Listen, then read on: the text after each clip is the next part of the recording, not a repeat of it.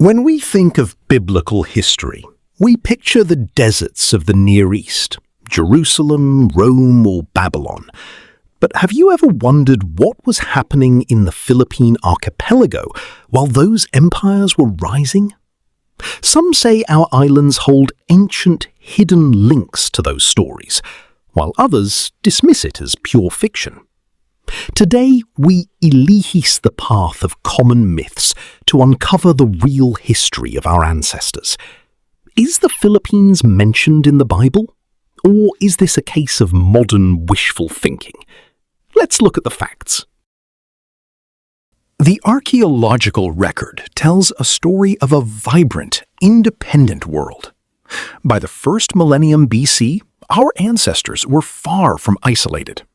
They lived in settled villages and mastered rice agriculture. They were developing sophisticated metalworking skills, transitioning into the Iron Age. They were maritime experts, building trade networks that connected the archipelago to Southeast Asia. Spirituality was deeply rooted in animism, honoring the spirits of the mountains, forests, and the sea.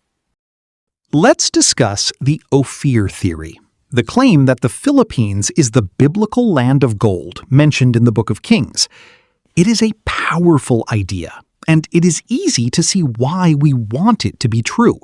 It offers a sense of ancient prestige and a direct link to the cradle of Western civilization. However, historians and archaeologists have analyzed the geographic descriptions in the Bible.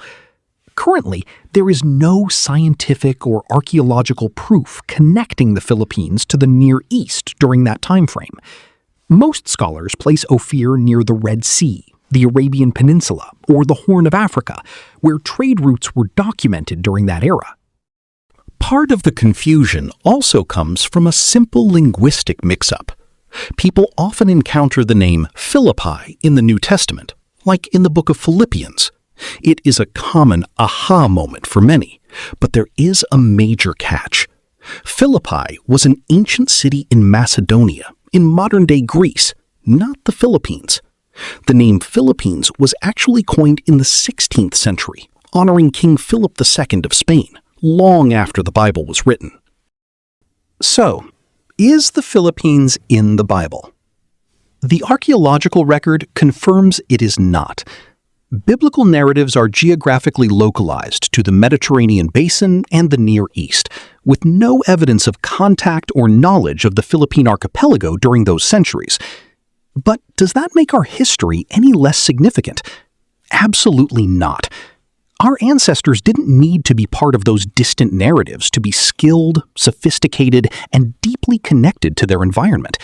Their story is their own, a tale of resilience, maritime innovation, and indigenous culture that stands on its own merits. What other historical myths have you heard about our country? Let me know in the comments. I read every one of them. And if you appreciate uncovering the truth behind these stories, please subscribe to Beneath the Archipelago. We are building an honest, deep-dive archive of our history, one story at a time. It's the perfecto way to keep our true culture alive for the next generation. Thanks for watching.